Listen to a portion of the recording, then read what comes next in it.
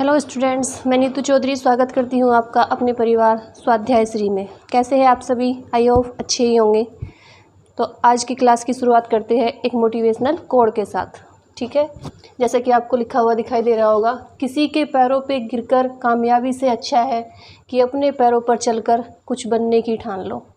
ठीक है, बिल्कुल सही बात है।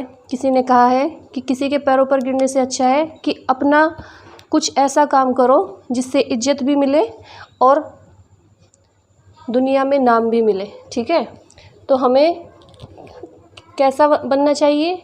दूसरों के पैरों पर गिरकर उनकी खुशामद करने से अच्छा है कि हम अपना कुछ ऐसा ठान लें कि जिसे करने के लिए हमारे अंदर एक ऐसी जिद हो कि उसे हमें पाना ही है, करना ही है, तो उसमें हमें सफलता ज़रूर मिलती है। वो कहते हैं ना कि ठान लो, मान लो तो हार है और ठान लो तो जीत है। ठीक है, तो इसी मोटिवेशनल कोड के साथ आज की क्लास की शुरुआत करते हैं, जिसमें हमारा टॉपिक चला हुआ है सेल। सेल में मैंने आपको क्या क्या पढ़ा दिया था, एक बार हल्का सा रिवीजन कर लेते हैं। उसमें मैंने आपको पढ़ाया था सेल की परिभाषा, सेल का सिद्धांत किसने दिया, सेल की खोज किसने की, ये सारी चीज़ें मैंने पढ़ा दी थी आपको। सेल के प्रकार, प्रोकैरियोटिक, यूकैरियोटिक, ये सारी चीज़ें हो गई थी। अब जो नेक्स्ट क्लास है उसमें लास्ट क्लास में मैंने आपको बताया था कि कोशिका के भाग के बारे में हम नेक्स्ट क्लास में पढ़ेंगे। तो आज हमें क्या पढ़ना है? कोशिका के भाग। ठीक है, नोट डाउन करते चलेंगे मेरे साथ।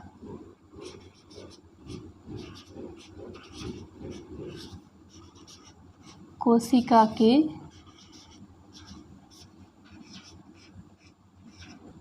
भाग। ठीक है, तो मैंने कितने भाग बताए थे कोशिका के? 3 भाग। एक होता है कोशिका कला, एक या कोशिका भित्ति। ठीक है, एक होता है कोशिका झिल्ली, एक होता है सेकंड होता है कोशिका द्रव्य या साइटोप्लाज्म, और थर्ड होता है केंद्रक। तो सबसे पहले नोट डाउन करते चलेंगे। ठीक है, मेरे साथ साथ नोट डाउन कीजिए। फर्स्ट होता है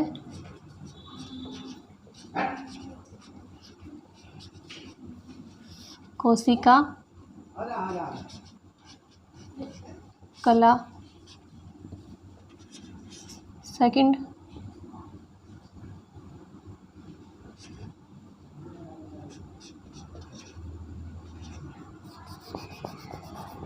कोशिका द्रव्य,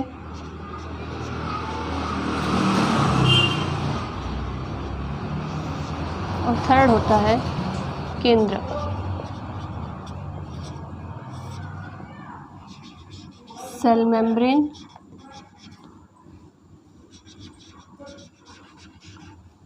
ये दो होती है, एक सेल कोशिका झिल्ली होती है और एक कोशिका भित्ति होती है। एक सेल मेम्ब्रेन होती है और एक सेल वॉल होती है। दोनों के बारे में डिफाइन करेंगे। सेल वॉल, इसे क्या बोलते हैं? साइटोप्लाज्म, और केंद्रक को बोलते हैं न्यूक्लियस। ठीक है, नोट डाउन करते चलेंगे। अब सबसे पहले पढ़ेंगे हम सेल वॉल क्या होता है। ठीक है, एक एक को डिफाइन करते हुए चलेंगे। सेल वॉल यहीं से करते हैं, इसे बोलते हैं कोशिका भित्ति। ठीक है,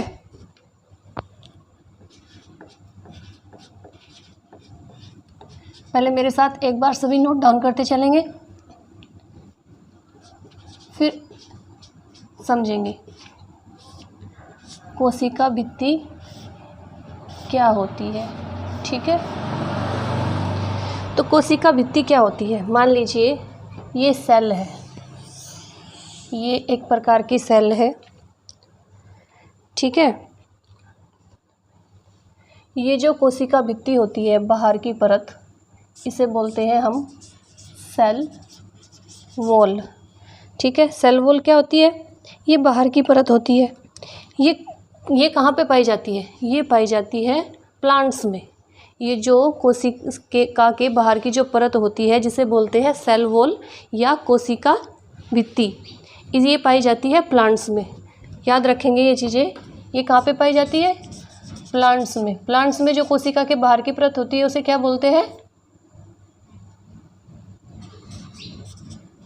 उसे बोलते हैं सेल वॉल। ठीक है। और ये वाली जो परत होती है ना, ये वाली, ये सिर्फ प्लांट्स में ही पाई जाती है।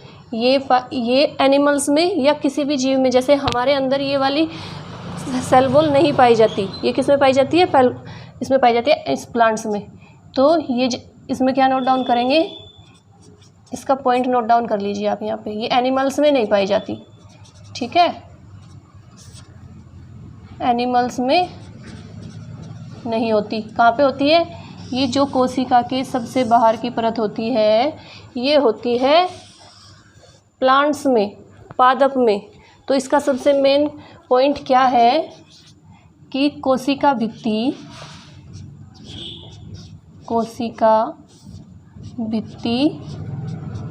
या सेल वॉल पादप कोशिकाओं में पाई जाती है। पादप कोशिकाओं में पाई जाती है और ये जंतु कोशिकाओं में नहीं होती। एनिमल्स सेल में ये वाली सेल वॉल नहीं होती। एनिमल सेल में होती है सेल मेम्ब्रेन। ये भी अच्छे से डिफाइन करेंगे, पहले हम पढ़ेंगे अभी सेल वॉल। ठीक है, कोशिकाओं में पाई जाती है, जंतु कोशिकाओं में नहीं पाई जाती। जंतु कोशिकाओं में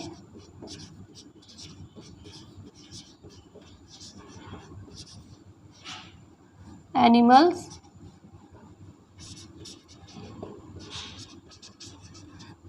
सेल्स में नहीं पाई जाती।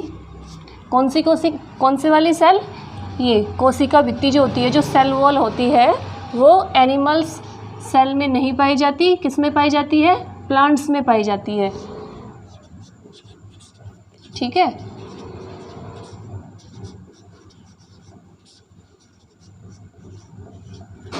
नोट डाउन करते रहिए इसे मेरे साथ साथ।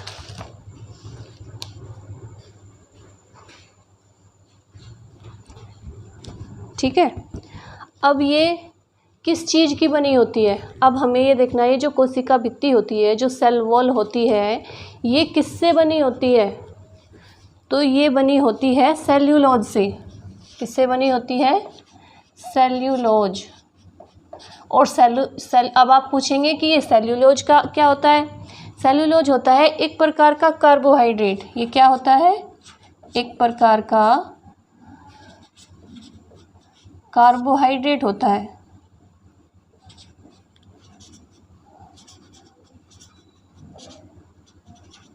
ठीक है, नोट डाउन करते चलिए इसे। ये जो सेल वॉल होती है, जो कोशिका भित्ति होती है, वो कहाँ पे पाई जाती है? वो पाई जाती है प्लांट्स में, पादप कोशिकाओं में पाई जाती है। और ये जंतु कोशिकाओं में, एनिमल सेल्स में नहीं पाई जाती। जो ये बाहर वाली, जो इसे बोलते हैं, इस चार दीवारी बोलते हैं, जो सबसे बाहर की होती है, ये कहाँ पे पाई जाती है? ये पाई जाती है प्लांट्स में।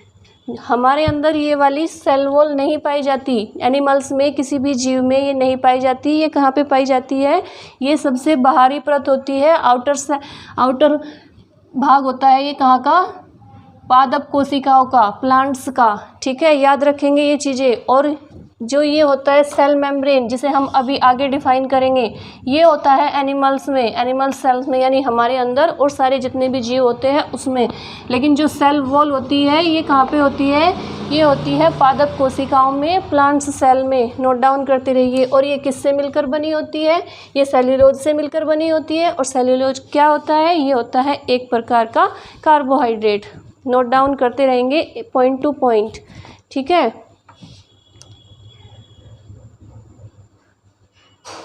अब कार्बोहाइड्रेट भी कितने प्रकार के होते हैं? कार्बोहाइड्रेट भी 3 प्रकार के होते हैं। कार्बोहाइड्रेट कितने प्रकार के होते हैं? 3 प्रकार के। कौन कौन से होते हैं? नंबर 1 लिखेंगे पॉलीकार्बोहाइड्रेट, नोट डाउन करते रहिए। सेकंड होता है डाइसैकेराइड कार्बोहाइड्रेट और थर्ड होता है मोनोसैकेराइड। पॉलीसैकेराइड,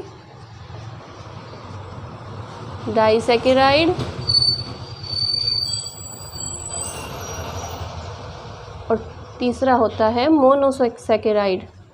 अगर क्वेश्चन आता है कि कार्बोहाइड्रेट्स कितने प्रकार के होते हैं, ठीक है, तो ये होते हैं 3 प्रकार के। अब जो ये सेल्यूलोज है, ये जो कार्बोहाइड्रेट है, ये कौन से वाला प्रकार है, ये है पॉलीसैकेराइड, ठीक है। जैसे क्वेश्चन आता है कि सेल वॉल किससे मिलकर बनी होती है, सेल वॉल बनी होती है सेल्यूलोज से। और सेल्यूलोज क्या होता है, ये होता है एक प्रकार का कार्बोहाइड्रेट। कार्बोहाइड्रेट कितने प्रकार के होते हैं, 3 प्रकार के होते हैं, पॉलीसैकेराइड कार्बोहाइड्रेट, डाइसैकेराइड कार्बोहाइड्रेट और मोनोसैकेराइड कार्बोहाइड्रेट, ठीक है। अब ये वाला जो सेल्यूलोज है, ये कौन से वाला कार्बोहाइड्रेट है, पॉलीसैकेराइड कार्बोहाइड्रेट, ठीक है। सभी नोट डाउन करते चलेंगे, अच्छे से समझते रहेंगे, ठीक है।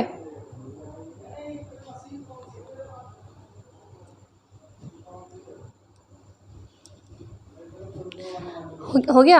अब ये जो कार्बोहाइड्रेट होता है, ये सेल में इसका क्या कार्य होता है, ये जो होता है कार्बोहाइड्रेट, ये सेल का सबसे हार्ड पार्ट होता है और इसे सेल का डेड पार्ट भी कहा जाता है। क्यों हार्ड पार्ट कहाँ पे होगा, सेल का, जहाँ पे पानी की कमी होगी। सबसे कोमल पार्ट कौन सा होगा, जहाँ पे पानी ज़्यादा होगा।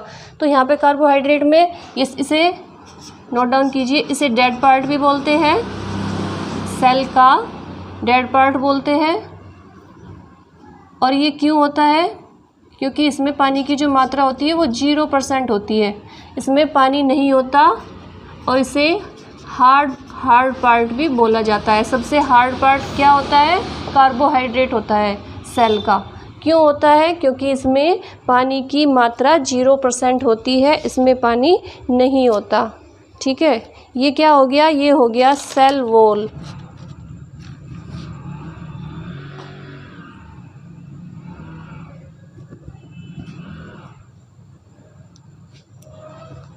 ठीक है।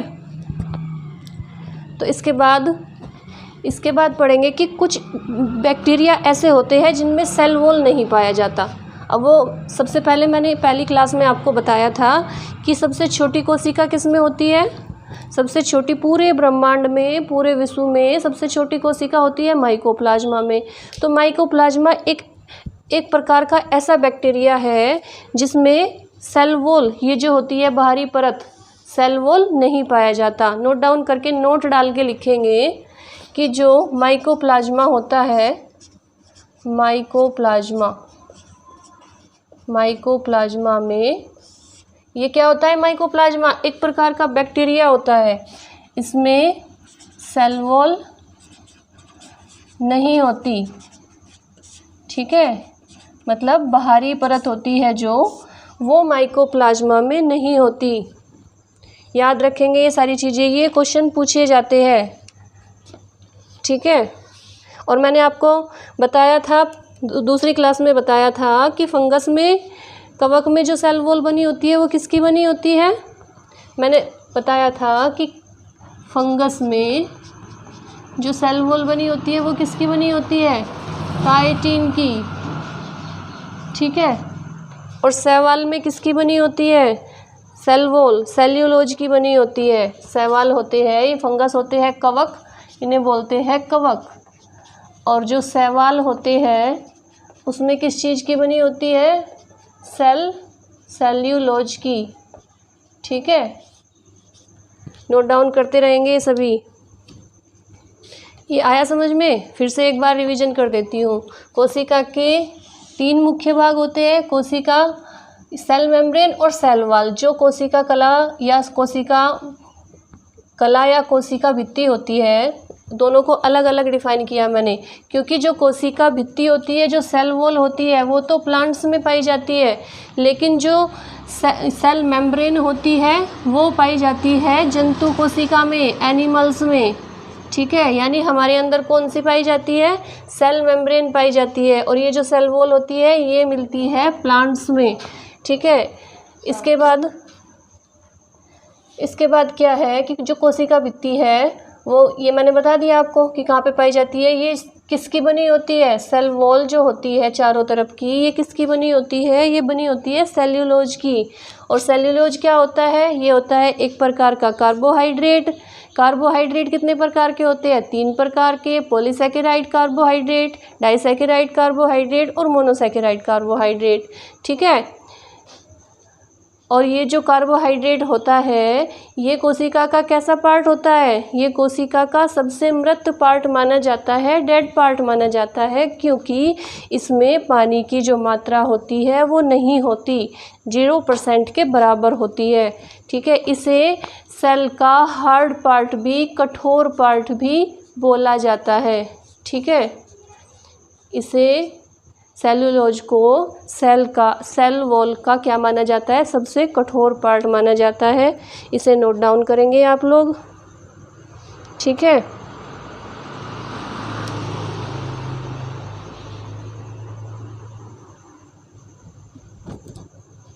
अब दूसरा क्या आ गया, cell membrane. Cell membrane, cell membrane ये कहाँ पे पाया जाता है, जैसे मैंने अभी बताया ये एनिमल्स सेल होती है, एनिमल्स में जो सेल होती है एनिमल्स सेल में ये होता है सेल मेम्ब्रेन। और ये कौन सी परत होती है, जैसे ये बताया मैंने, ये हो गया सेल वॉल, लेकिन इसी के अंदर एक इसी से सटी हुई परत होती है, इसे बोलते हैं सेल मेम्ब्रेन। ये हो गया सेल वॉल, जो बाहरी परत हो जाती है ये होती है सेल वॉल, ये होती है सेल मेम्ब्रेन, अर्थात दूसरी परत जो अंदर से इससे बिल्कुल सटी हुई होती है ये परत, ये होती है सेल मेम्ब्रेन। ये पाई जाती है जंतु कोशिका में। तो पादप कोशिका की पहली परत तो बोलेंगे, ये जो सेल मेम्ब्रेन होती है ये दोनों में पाई जाती है। लेकिन अगर कोई क्वेश्चन आता है कि प्लांट्स में सबसे बाहरी परत कौन सी होती है, तो वो होती है सेल वॉल। सेल वॉल होती है प्लांट्स में, लेकिन क्वेश्चन ये भी आता है कि दूसरी परत कौन सी होती है, तो प्लांट्स में जो दूसरी परत होती है वो होती है सेल मेम्ब्रेन। ठीक है, सेल मेम्ब्रेन होती है और ये जंतु कोशिकाओं में पाई जाती है। इसे नोट डाउन करते चलेंगे, इसके पॉइंट टू पॉइंट लिखेंगे। यहाँ पे नंबर 1 पॉइंट लिखेंगे, ये जो सेल मेम्ब्रेन होती है ये होती है जंतु कोशिका में, जंतु कोशिका में पाई जाती है। ठीक है, और ये दोनों किस में पाई जाती है, सेल मेम्ब्रेन और सेल वॉल, पादप कोशिका में दोनों पाई जाती है। नोट डाउन करके लिखेंगे, पादप कोशिका में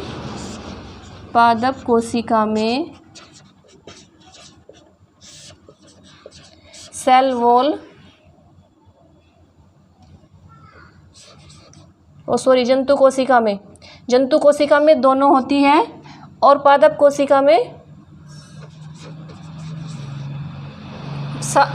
पादप कोशिका में जो सेल वॉल होती है वो बाहर की परत होती है सबसे बाहरी, और दूसरे नंबर की जंतु कोशिका में दूसरे नंबर की होती है जंतु कोशिका में जो परत पाई जाती है वो होती है सेल मेम्ब्रेन, लेकिन जो पादप कोशिका में जो परत पाई जाती है दोनों वो दूसरे नंबर की होती है, उसे बोलते हैं सेल मेम्ब्रेन।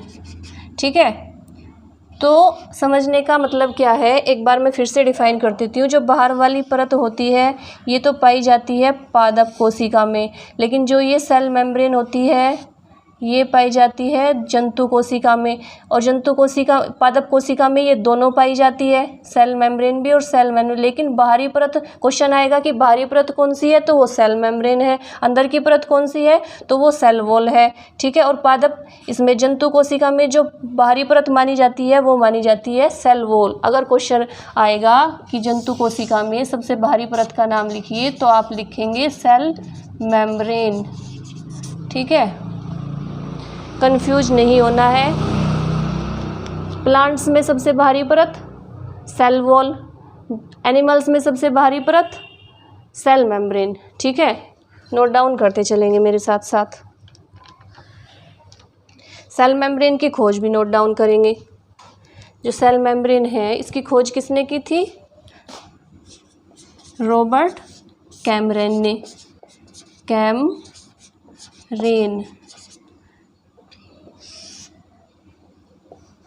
कैमरेन ने की थी सेल मेम्ब्रेन की खोज, ठीक है। नोट डाउन कीजिए।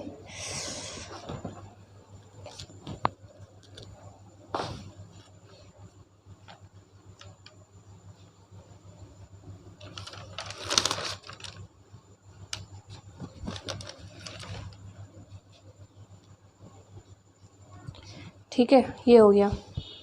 ये क्या हुआ? कोशिका कला, यानी कोशिका कला या कोशिका भित्ति, इसे सेल मेम्ब्रेन को क्या बोलते हैं? और इसका एक नाम और लिख दिए, प्लाज्मा मेम्ब्रेन भी बोलते हैं इसे, ठीक है। प्लाज्मा मेम्ब्रेन भी बोलते हैं सेल मेम्ब्रेन को। ये हो गया सेल मेम्ब्रेन और सेल वॉल दोनों हो गए। सेल वॉल कहाँ पे पाई जाती है? प्लांट्स में पाई जाती है। और ये सेल मेम्ब्रेन कहाँ पे पाई जाती है? एनिमल्स में पाई जाती है। लेकिन एनिमल्स में ये बाहर की जो परत होती है वो तो होती है पादप कोशिकाओं में दोनों पाई जाती है, लेकिन बाहरी जो परत होती है वो सेल वॉल होती है, और जो दूसरे नंबर की इसी से सटी हुई होती है वो सेल मेम्ब्रेन। लेकिन जंतु कोशिकाओं में सेल वॉल नहीं पाई जाती, यानी एनिमल्स में सेल वॉल नहीं पाई जाती।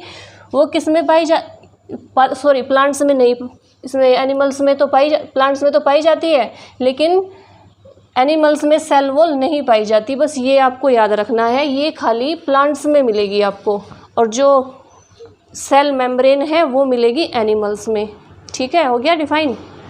याद रखना है कि जो सेल वॉल है वो प्लांट्स में और जो सेल मेम्ब्रेन है वो एनिमल्स में पाई जाती है, ठीक है। अब ये सेल वॉल किससे बनी होती है? ये बनी होती है सेल्यूलोज से। सेल्यूलोज क्या है? एक प्रकार का कार्बोहाइड्रेट है, ठीक है। और इस सेल का सबसे कठोर भाग होता है। अब दूसरा पॉइंट क्या लिखें? दूसरा क्या है? कोशिका द्रव्य। कोशिका द्रव्य क्या होता है? साइटोप्लाज्म क्या होता है? मान लीजिए ये सेल है, ठीक है। इसमें जितनी केंद्रक, ये बीच में सबसे मेन में क्या होता है? न्यूक्लियस, केंद्रक। इसके अतिरिक्त, इस केंद्रक के अतिरिक्त ये जो भी यहाँ पे सब कुछ भरा हुआ होता है, कहने का मतलब है सब एक एक चीज़ को हम अलग चित्र के माध्यम से बताएंगे आपको कि क्या क्या है सेल के अंदर। लेकिन अभी से हम पढ़ रहे हैं खाली साइटोप्लाज्म, कोशिका द्रव्य। तो इसके केंद्रक के अतिरिक्त नोट डाउन क्या करेंगे? इसमें केंद्रक के अतिरिक्त जो समस्त भाग होता है वो क्या कहलाता है? साइटोप्लाज्म या कोशिका द्रव्य कहलाता है, ठीक है। नंबर 2 पे लिखेंगे साइटोप्लाज्म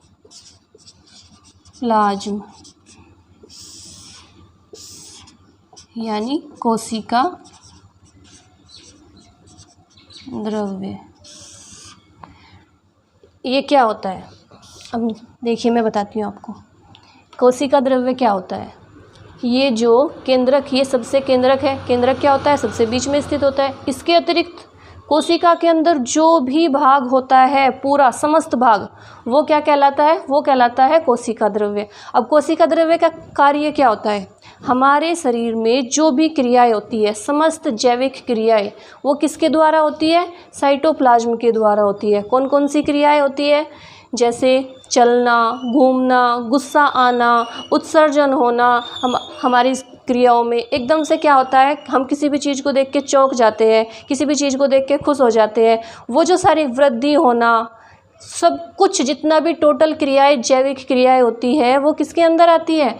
वो आती है साइटोप्लाज्म के अंदर। अगर साइटोप्लाज्म काम करना बंद कर देता है तो व्यक्ति की मृत्यु हो जाती है, ठीक है। तो इसमें इसे अगर हम सांस भी ले रहे हैं, अगर हम चल पा रहे हैं, गति कर रहे हैं, तो किसकी वजह से? साइटोप्लाज्म की वजह से। तो सारी क्रियाएं किसके अंतर्गत आएगी, ये आएगी साइटोप्लाज्म के अंतर्गत।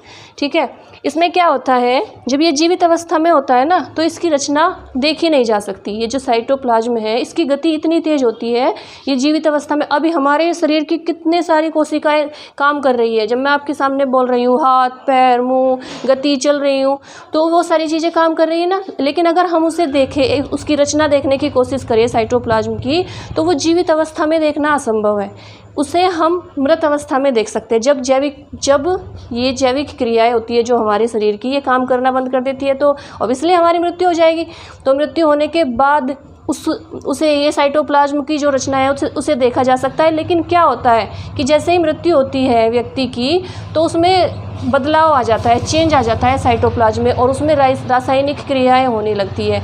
ठीक है, तो इसमें हम एक एक चीज़ को नोट डाउन करते हुए चलेंगे। रासायनिक परिवर्तन होने लगते हैं जिसके, ठीक है, जैसे ही व्यक्ति की मृत्यु होती है, जब हम उस साइटोप्लाज्म की रचना देखने की कोशिश करेंगे तो उसमें रासायनिक परिवर्तन होने शुरू हो जाएंगे, चेंजेज होने शुरू हो जाएंगे। ठीक है, तो इसमें एक एक पॉइंट कैसे लिखेंगे। सबसे पहला पॉइंट लिखेंगे कि हमारे शरीर में या किसी भी व्यक्ति के शरीर में समस्त जैविक क्रियाएं, समस्त जैविक क्रियाएं किसके द्वारा होती है, साइटोप्लाज्म के द्वारा होती है। कोशिका द्रव्य के द्वारा होती है। ठीक है, कौन कौन सी क्रियाएं होती है वो भी लिखेंगे सब। जैसे श्वसन, जो हम सांस ले रहे हैं वो इसी के माध्यम से। गतिशीलता, जो गति होती है हमारे शरीर में, जो कार्य करते हैं हम सारा, वो किसके माध्यम से, साइटोप्लाज्म के। वृद्धि, जो हमारे शरीर की ग्रोथ होती है, वृद्धि होती है, वो किसके कारण से, साइटोप्लाज्म के। उत्सर्जन, उत्सर्जन साइटोप्लाज्म से होता है। पाचन, पाचन की जो प्रक्रिया होती है वो साइटोप्लाज्म से होती है। और क्या होता है, और होता है चयापचय। ठीक है, तो ये सारी क्रियाएं किसके माध्यम से होती है, साइटोप्लाज्म की। उत्तेजनशीलता, उत्तेजनशीलता, उत्तेजनशीलता क्या होती है, उत्तेजित होना किसी भी चीज़ को देखकर, एकदम से क्रोध आना, किसी भी चीज़ को देखकर एक्साइटेड होना, वो क्या होती है, उत्तेजनशीलता। तो ये किसके माध्यम से होती है, ये होती है सारी क्रियाएं साइटोप्लाज्म के माध्यम से। ठीक है, और प्रजनन की एक चीज़ और, एक और रह गया इसमें, प्रजनन। और जो प्रजनन की क्रिया होती है, एक जीव से दूसरे जीव का जन्म होना, प्रजनन की क्रिया, ये भी साइटोप्लाज्म के माध्यम से ही होती है। ठीक है, तो साइटोप्लाज्म का हमारे शरीर में कितना रोल है, न्यूक्लियस के अलावा पूरी कोशिकाओं में साइटोप्लाज्म भरा रहता है, कोशिका द्रव्य भरा रहता है, और इन्हीं के माध्यम से ये सारी जैविक क्रियाएं हमारे शरीर में होती है। एक और पॉइंट इसमें नोट डाउन करेंगे कि इसे जीवित अवस्था में इसकी रचना देखना असंभव है। ठीक है, जीवित अवस्था में, जीवित अवस्था में इसकी रचना असंभव है, रचना देखना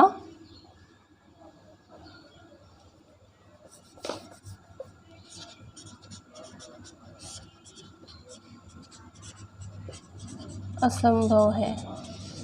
ठीक है, क्या होता है इसकी, जब ये नष्ट हो जाता है ना, जब व्यक्ति की मृत्यु हो जाती है ना, तो इसमें रासायनिक चेंजिंग जब ये साइटोप्लाज्म नष्ट हो जाता है तो इसमें रासायनिक चेंजिंग, परिवर्तन, केमिकल चेंजिंग होने शुरू हो जाते हैं।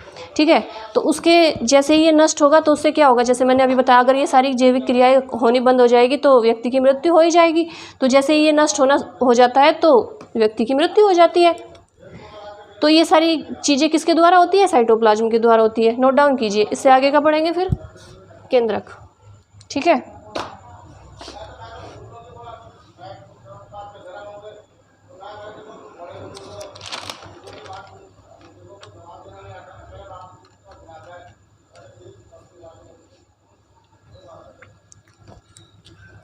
हो गया ये नोट डाउन कीजिए आप लोग।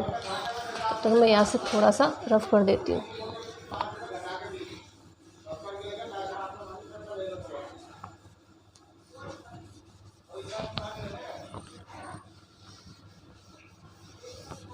ठीक है, अब यहाँ पे तीसरा नंबर क्या पढ़ेंगे हम, केंद्रक।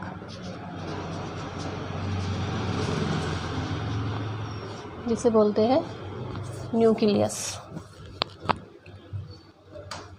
ये वाला अभी मैंने क्या बताया था आपको कि जैसे ये होती है सेल, कोशिका, कोशिका में जो सबसे सेंटर में होता है ये होता है न्यूक्लियस। ठीक है, तो अब हमें इसके बारे में पढ़ना है। न्यूक्लियस क्या होता है, केंद्रक क्या होता है? ये होता है सेल का, कोशिका का सबसे मुख्य और सबसे बड़ा भाग। जो सबसे बड़ा भाग होता है कोशिका के अंदर वो क्या होता है, न्यूक्लियस होता है, केंद्रक होता है। ठीक है, सबसे पहले नोट डाउन करेंगे न्यूक्लियस को। पहला पॉइंट लिखेंगे, ये कोशिका का सबसे बड़ा भाग होता है, सबसे मुख्य और बड़ा भाग होता है। अगर आपको यहाँ पे दिखाई भी नहीं दे रहा हो तो मैं साथ साथ बोलती हूँ, आपको मेरे साथ साथ नोट डाउन करनी है ये सारी चीज़ें। ठीक है, ये तो हो गया पहला पॉइंट। दूसरा पॉइंट क्या लिखेंगे कि जो केंद्रक है उसकी खोज किसने की थी। केंद्रक की खोज भी कभी कभी क्वेश्चन पूछा जाता है कि जो न्यूक्लियस होता है उसकी खोज किसने की थी। न्यूक्लियस की खोज की थी रॉबर्ट ब्राउन ने। तो खोजकर्ता का नाम क्या लिखेंगे, खोजकर्ता रॉबर्ट ब्राउन।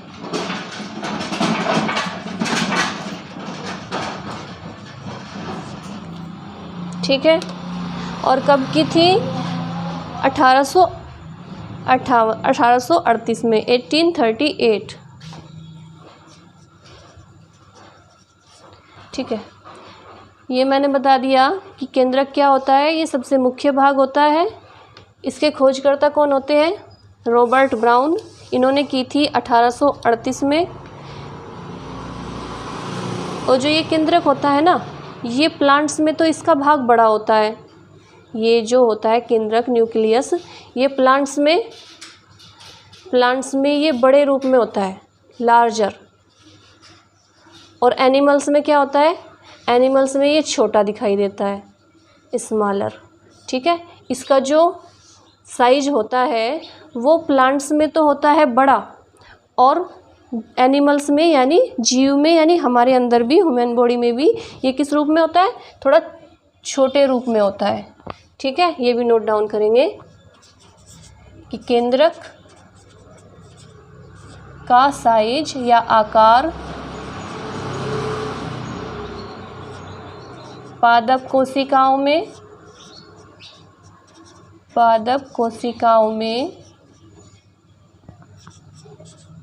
बड़ा होता है,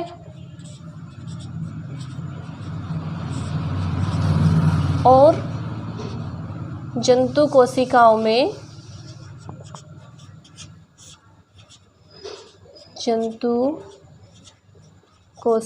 में स्मॉल होता है, छोटा होता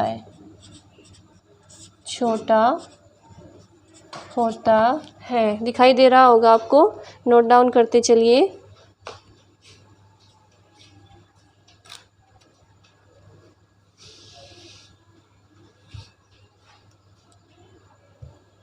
ठीक है, हो गया ये। अब फोर्थ पॉइंट लिखेंगे, इसे केंद्रक को क्या कहा जाता है। जैसे मैंने अभी बताया आपको कि ये कोशिका का सबसे मुख्य भाग होता है, सबसे बड़ा भाग होता है, तो इसे कोशिका का ब्रेन या कोशिका का और कोशिका का मैनेजर कहा जाता है। जैसे जो हमारा शरीर है, हमारे शरीर में जो भी एक्टिविटी होती है, जैसे हमें कहीं चोट लगी या हाथ जल गया या कुछ भी हो गया, तो हमारा ब्रेन बताएगा ना हमें कि हमें यहाँ पे जलन हो रही है, यहाँ पे चोट लगी हुई है, ठीक है। तो उसी प्रकार जो सेल में ये जो केंद्रक होता है वो सेल का क्या होता है, ब्रेन कहलाता है, मैनेजर कहलाता है। पूरी सेल को मैनेज करने का कार्य क्या करता है, केंद्रक करता है। तो नोट डाउन करेंगे अगला पॉइंट, केंद्रक कोशिका का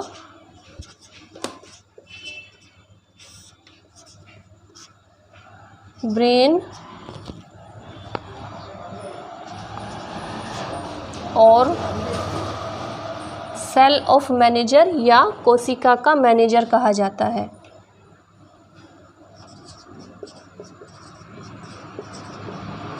कोशिका का मैनेजर कहा जाता है, ठीक है। तो 4 पॉइंट हो गए। अभी यहाँ पे स्पेस नहीं बचा हुआ है, तो मैं ये आपने उतार लिया होगा, मैं इसे रफ कर देती हूँ।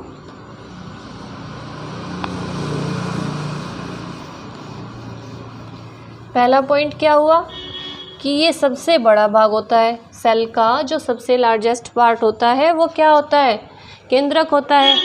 इसके खोजकर्ता कौन है, किसकी खोज किसने की थी, रॉबर्ट ब्राउन ने की थी, 1838 में की थी।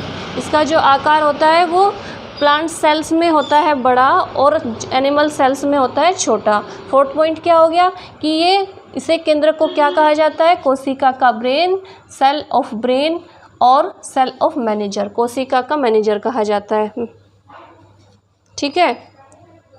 अब इसके जो इसमें क्या होता है, इस केंद्रक के 4 भाग होते हैं, इसके भी 4 अपघटक होते हैं, 4 भाग होते हैं। क्या होते, कौन कौन से होते हैं, केंद्रक या न्यूक्लियस के 4 भाग होते हैं। उनके नाम भी लिखने हैं आपको। उनके नाम होते हैं न्यूक्लियस मेम्ब्रेन, पहले वाला जो होता है ये न्यूक्लियस मेम्ब्रेन होता है, न्यूक्लियस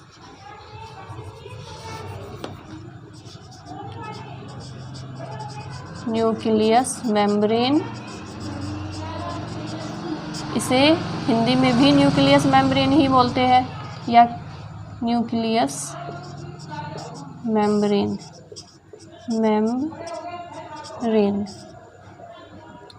या केंद्रक झिल्ली बोल सकते हैं, ठीक है।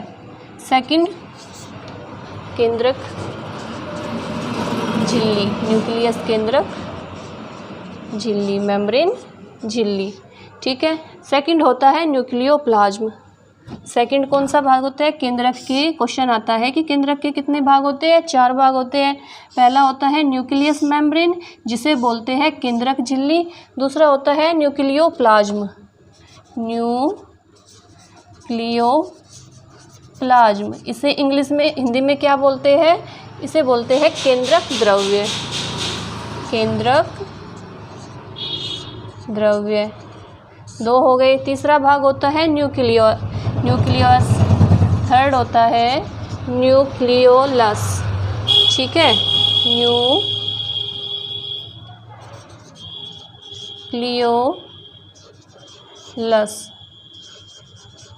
न्यूक्लियोलस का क्या होता है, ये कोशिका विभाजन का कार्य करता है। ये जो न्यूक्लियस होता है इसका कार्य क्या होता है, केंद्रक के अंदर सेल डिवीजन का कार्य होता है, कोशिका विभाजन का, ठीक है। और 4th क्या होता है, 4th भाग होता है क्रोमेटिन। क्रोमेटिन क्या होता है, जो सेल के अंदर ये होती है सेल के अंदर ये इस प्रकार की एक धागेनुमा संरचना होती है। धागेनुमा संरचना को क्या बोलते हैं, क्रोमेटिन बोलते हैं। और ये जो धागों के ऊपर बिंदु टाइप के बने होते हैं, ये ऐसे करके बिंदु, इन्हें क्या बोलते हैं, बिंदुओं को इन्हें बोलते हैं डीएनए और आरएनए को भी हम अलग से डिफाइन करेंगे, अभी मैं आपको इतना बता दूं, ठीक है। ये क्रोमेटिन क्या होती है, एक धागेनुमा संरचना होती है, धागेनुमा संरचना होती है। ये हो गए केंद्रक के 4 भाग। ठीक है, तो एक बार रिवीजन कर लेते हैं फिर से। ये यहाँ तक तो मैंने बता ही दिया आपको। कोशिका के 3 भाग होते हैं, सेल मेम्ब्रेन और सेल वॉल, ये 2 होते हैं। सेल मेम्ब्रेन क्या होता है, ये एनिमल प्लांट्स में पाई जाती है। सेल वॉल क्या होती है, ये एनिमल्स में पाई जाती है, ये प्लांट्स में पाई जाती है। एनिमल सेल में, प्लांट सेल में। कोशिका द्रव्य क्या होता है, साइटोप्लाज्म। साइटोप्लाज्म क्या होता है, ये हमारे शरीर में जितनी भी जैविक क्रियाएं होती है, समस्त जैविक क्रियाएं, चलना, घूमना, उत्तेजित होना, कुछ भी करना, पाचन करना, चयापचय करना, उत्सर्जन करना, श्वसन लेना, वृद्धि करना, सब कुछ समस्त जैविक क्रियाएं जो हमारे शरीर के अंदर होती है वो किसके द्वारा होती है, साइटोप्लाज्म के द्वारा होती है। और ये साइटोप्लाज्म क्या होता है, इसे हम जीवित अवस्था में इसकी रचना को नहीं देख सकते। ये मैंने यहाँ से रफ कर दिया ना, फिर भी मैं आपको बता देती हूँ। तो इसे साइटोप्लाज्म को जीवित अवस्था में नहीं देखा जा सकता। जब ये नष्ट हो जाता है तो इसमें रासायनिक चेंजेज होने लगते हैं।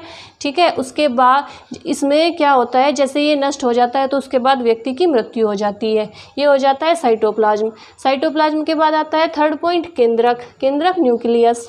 न्यूक्लियस क्या होता है, न्यूक्लियस हमारे जो सेल होती है, सेल का सबसे बड़ा और मुख्य पार्ट होता है ये न्यूक्लियस। ठीक है, इसकी खोज किसने की थी, रॉबर्ट ब्राउन ने की थी।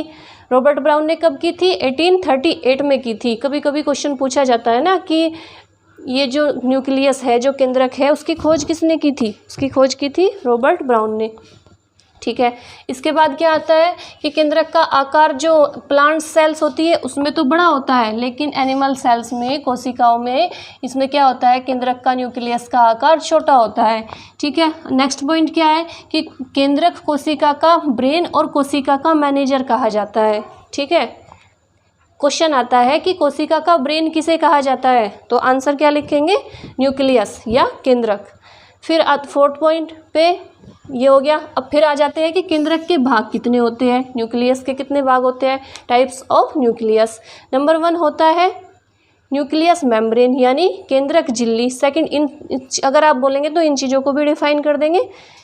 सेकंड होता है केंद्रक द्रव्य या न्यूक्लियस प्लाज्मा। थर्ड होता है न्यूक्लियस जिसे बोलते हैं कोशिका विभाजन, जिसे बोलते हैं सेल डिवीजन।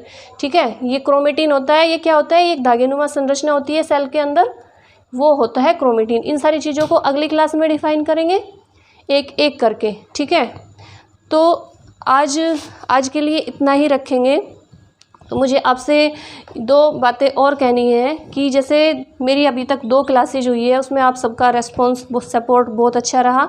और अगर आप लोग चाहते हैं कि अलग अलग सब्जेक्ट्स की क्लास हो तो आप इस वीडियो को ज़्यादा से ज़्यादा शेयर करें, सब्सक्राइब करें। अगर आप लोगों की डिमांड होगी तो मुझे कमेंट करके बताइए, उसके लिए हम अलग से टीचर अवेलेबल करेंगे अलग अलग सब्जेक्ट्स के। ठीक है, तो अगर आपको ये क्लास अच्छी लगती है तो आप इसे शेयर करें, सब्सक्राइब करें और लाइक करें। ज़्यादा से ज़्यादा शेयर करेंगे आप लोग इसे।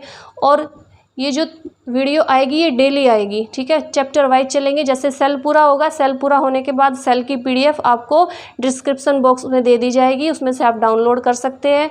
फिर जैसे दूसरा चैप्टर शुरू होगा, जब वो चैप्टर पूरा होगा उसके बाद उसकी PDF आपको दे दी जाएगी। आप सबके लिए फ्री ऑफ कॉस्ट है, कोई पैसा नहीं लिया जा रहा। तो आप घर में बैठ के आराम से पढ़ सकते हैं एक एक क्लास को। मैंने इसमें क्या किया है कि जैसे सेल है, सेल को मैं चाहती हूँ कि ईजी से ईजी लैंग्वेज में डिफ़ाइन किया जाए, जिससे आप लोगों को अच्छे से समझ में आ जाए। तो आप लोग क्लास को देखने के लिए, डेली क्लासेज लेने के लिए हमारे चैनल को सब्सक्राइब करेंगे, लाइक करेंगे और शेयर करेंगे। ठीक है, तो आज के लिए इतना ही रखेंगे। ठीक है, फिर कल मिलते हैं कल की क्लास में। सेल का जो पार्ट बचा हुआ है उसे हम कल की क्लास में करेंगे। ठीक है, थैंक यू सो मच। जय हिंद, जय भारत।